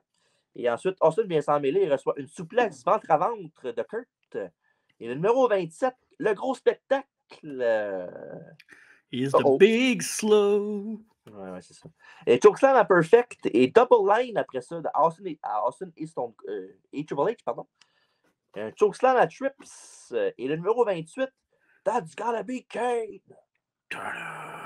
Ouais, l'homme que l'année d'avant, au Rumble 2001, a duré plus de 50 minutes et a éliminé 11 gars. Le record, jusqu'à temps que Reigns le batte en quoi, 2014? Ouais, mais ça a été battu depuis par Brock aussi, en 2020. Les deux, c'est 13. Les deux, il y avait 13, je pense. Ouais. Et après ça, évidemment, il y a Kane Big Show dans le ring, je vous laisse deviner ce qui va arriver. Et lui et Big Show ont la même idée, et ça grippe à la gorge. Qu'est-ce spot? Ouais. Et Show est dessus, mais reçoit un coup de pied là où ça fait mal. Présenté par Flexoflex. Dans le tibia? Non, un petit peu plus haut. OK, dans le genou. Parfait. Direct dans le Big Show. OK. Et après ça, Kane le prend comme un bébé en slam et le tombe littéralement par sa troisième corde dans un spot très impressionnant. Puis, c'est logique parce que Brock récemment a dit que Kane c'était le deuxième plus fort dans le temps à part lui. Fait que ça marche. Ah, je savais pas ça qu'il avait dit ça. Oui, il avait dit ça. Ah, cool. Et après ça, on a Kane, malheureusement, se retourne directement vers un stunner. Et après ça, Angle, il fait le Angle Slam jusqu'en bas pour éliminer Kane du match. Et alors, voici l'arrivée du numéro 29, Rob Van Dam. Monsieur Monday Night, Monsieur Pay-Per-View. Et d'emblée, il rentre avec un 5-star Frog Splash sur Angle qui était à terre après un DDT de Triple H, que j'ai fait que je regarde pour voir pourquoi il était à terre, puis j'ai vu que c'était ça. Et après ça, on a Rolling Thunder sur Stone Cold. Sauf que Triple H l'attend après ça, il lui fait un pedigree. Et voilà l'entrée du dernier lutteur du Rumble, numéro 30, Booker T. Ah, ok, excuse. Ça, c'était Annie Major Matt. Maintenant, c'est Booker T. Ouais. Il sort Van Damme tout après. Il célèbre avec un Spinneroonie. Mais évidemment, c'est une erreur parce qu'Austin en profite pour lui faire un stunner. Et sur l'impact, Booker T sort du ring pour l'élimination. Ouais. Et on a le Final Four. Triple H, Stone Cold, Kurt Angle et Monsieur Perfect, toujours là. Wow. Angle Slam sur Triple H. 3 souplesses germaines à Steve, mais la 4e tentative, Stone Cold lui kick l'entrejambe direct d'un Gold Medals. Et Austin, après ça, a Perfect dans l'embarras. Mais Angle arrive, élimine Stone Cold. Et un peu comme Taker tantôt, Austin le prend plutôt bien. Il laisse un petit cadeau aux 3 autres lutteurs, un coup de chaise dans le front. Super gentil. Ouais. Mauvais perdant. Il en a gagné 3 Rumble maintenant. C'est ça. Et Perfect Plex et le next snap de Kurt.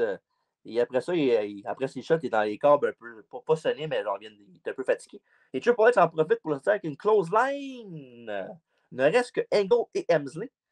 Et qui s'en va à WrestleMania? Oui. Ce sera pas on va vous dire. OK, parfait. Souplesse corps à corps d'Angle et Trips revole le cul par-dessus tête et est dans le trouble. Dans le trouble? Dans le trouble, oui. Okay. Étranglement de Hemsley sur Angle et Kurt est dans les cordes. Triple H se donne un élan, fonce sur Kurt, qui le backdrop. Mais Hunter tient bon. Un peu comme son ami Sean à l'époque. Ouais. Il a skin de 4 un peu. Et Kurt pense qu'il a gagné, mais non. Triple H avec son coup de genou pendant qu'Angle est baissé. Kurt est sonné, ils vont vers les cordes. Triple H fonce. Close line. Élimine Angle. Le gagnant du Royal Rumble, Triple H, l'aspirant numéro 1 au championnat indisputable à WrestleMania. Wow! Wow! Quel match! Quel storytelling!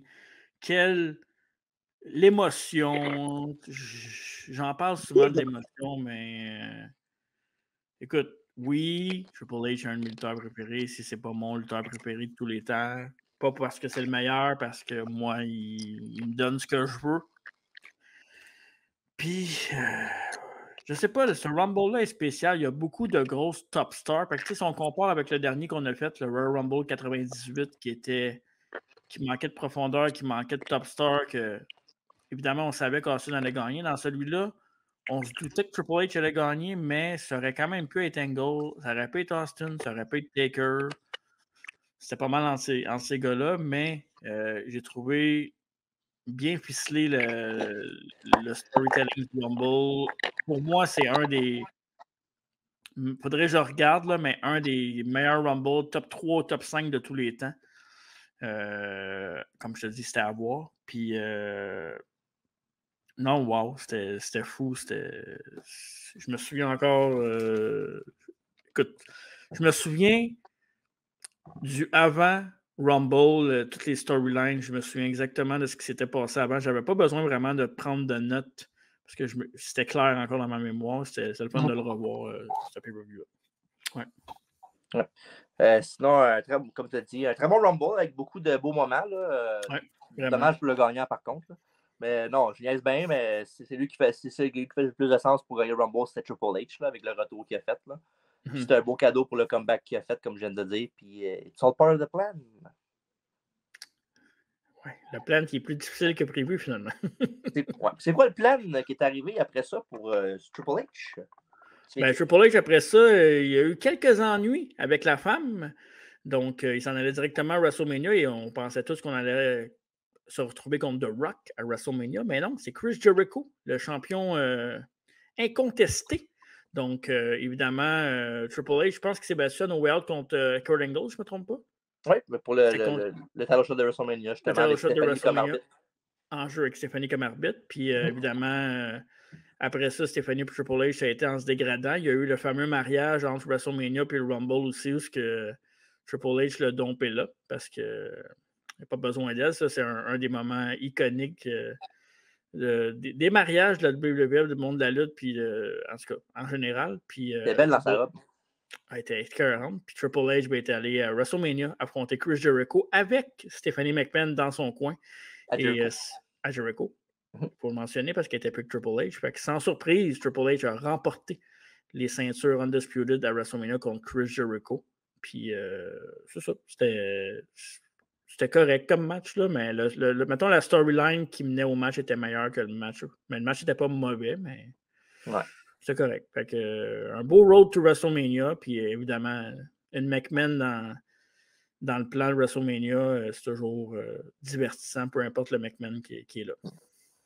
Ben, well, c'est ça qui conclut le review du Royal Rumble 2002.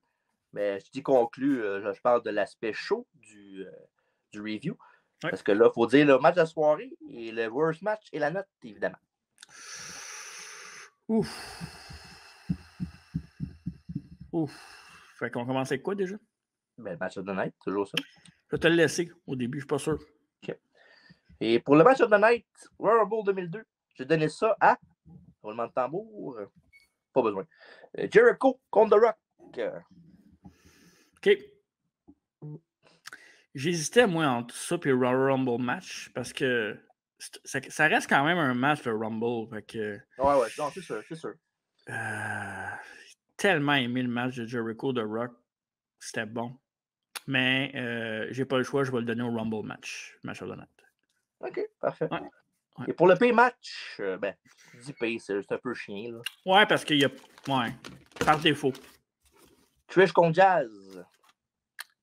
Même chose pour moi, parce que je pense que 3 minutes, c'est pas beaucoup, mais entre 3 minutes et 5 minutes, je pense que les Dudleys puis Spike et Taz ont fait une meilleure job. Ben mais en même temps, c'est pas vraiment de la faute de Trish puis Jazz. Parce que c'était pas mauvais. On n'a pas le choix d'en nommer un. Exact, fait que c'est Trish puis Jazz le pire match. On vous sacrifie, mesdames, désolé, prenez pas ça mal, s'il vous plaît. Ouais, exact. Ouais. Il y en a du show. Là, ça va être intéressant. Commence, toi. Ouf. C'est tough. Tu peux commencer si tu veux, si tu trouves ça tough encore. T'as pas de vas-y. encore. Vas-y, mais je suis pas mal sûr que je vais donner, mais vas-y. Je donne à Royal Rumble 2002 la note de 8.5 sur 10. Je trouve ça fair. Ouais, c'est très fair. Ouais. C'est très, très, très fair. Puis, ouais. Fait que je donne la note au Royal Rumble 2002 de 8.5 sur 10 aussi. Ouais, ça va bien. Bon. Écoute, les 2 derniers matchs, c'était solide. Edge Regal était bon, mais pas assez bon pour monter le show à 9. Selon moi. Non, mais l'undercard aussi a fait que c'était 8.5. Si l'undercard avait été un petit peu meilleur, genre les 3 premiers matchs, là, ça venait peut-être 9, peut-être. Je suis tellement d'accord avec ça. Fait que 8.5, un excellent show. Je vous le conseille pour plein de raisons. Les storylines surtout, c'est bien ficelé, puis les main eventers surtout, là, mais le show est consacré aux 2 derniers matchs, mais c'est dommage pour les autres, mais quand même très, très, très, très solide avec des grosses stars, puis ouais. Exact. Parfait. Fait que, ouais, c'est ça. Voici la vidéo de recap.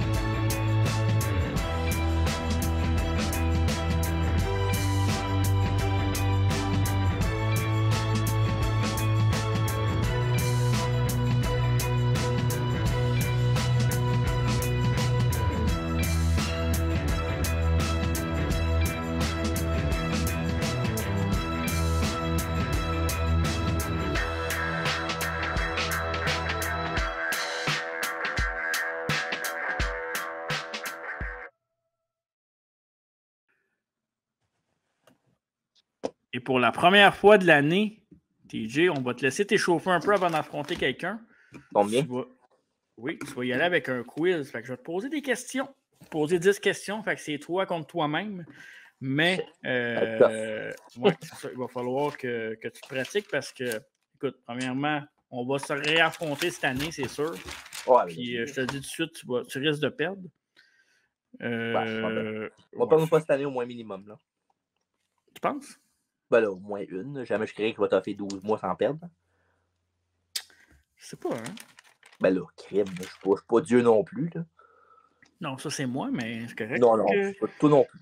Okay, Tout est lâché. Fait que là, je regarde mes quiz parce que j'en avais préparé une coupe d'avance. Ok, cool.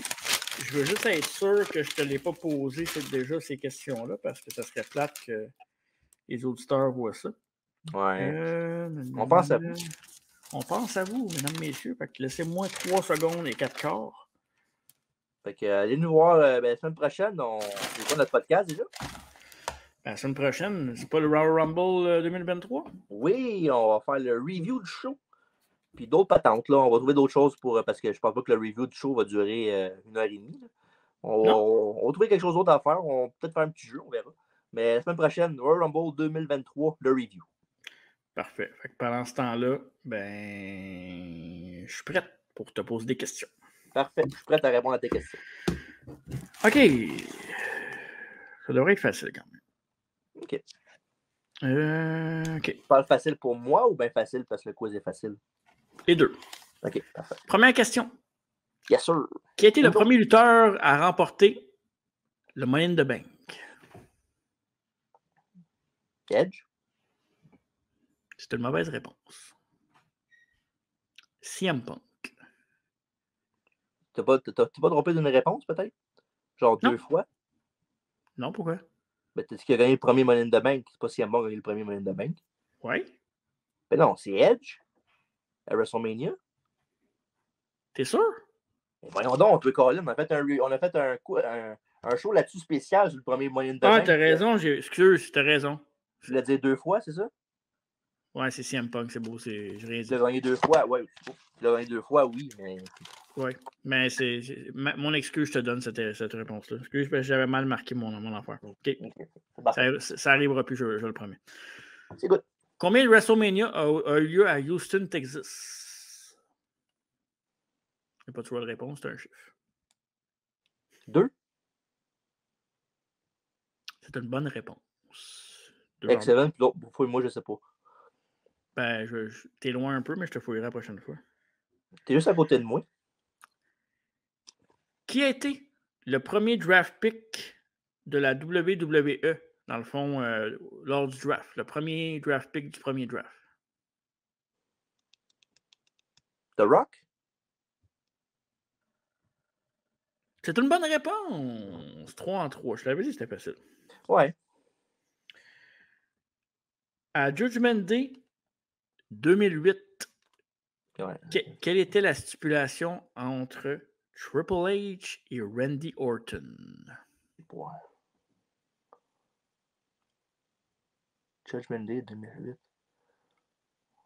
Last Man Standing? C'est une mauvaise réponse. C'était dans un combat de cage. OK. Ça me dit rien en plus. Non, c'est très possible. Ils ont eu de très bonnes storylines, mais les matchs laissaient toujours à désirer entre ces deux-là. Okay. Qui a été le premier match officiel de Mark Henry à la WWF? Contre qui, dans le fond? À la télévision, là. Officiel, exact. Contre Jerry Lawler? C'est une bonne réponse. Exactement. Question numéro 6. C'est 6, c'est quoi? Yes, parfait. À quel âge Brock Lesnar a remporté son premier titre? Son premier titre à la WWE.